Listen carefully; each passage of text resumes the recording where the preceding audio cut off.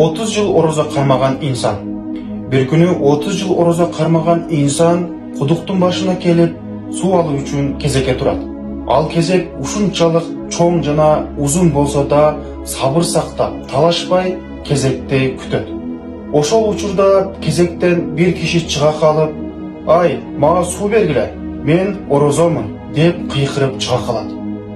Сабыры кеткен 30 жыл ораза кармаган инсан чыга калып мынтип айтат: "Эй бай болгур, кайсы жакка жашасың? Кезеңге карасаң болом. Ораза кармадым деп сен кезекте талашып жатасың. Эгерде сен bir күн ораза кармаган болсоң, мен 30 жылдан бери ораза кармоодомун" деп айтат. Ошондо жанагы кезек талашкан киши мынтип айтат: "30 жылдан бери сага сөзүм өтпөдү, азгырылбадым. Мына эми сөзүм өттү, азгырдым. Бүткүл элге 30 жыл ораза кармаганыңды милдет кылып жарыяладым.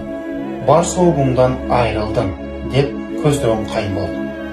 Мындан алынуучу сабак, урматтуу мусулман туугандар, аткарып жаткан парзыбызды жана ошондой эле тутуп аткан оразобузду эч кимге милдет кылбай, жана ошондой эле жарыя кылбай Аллах үчүн аткарайлык.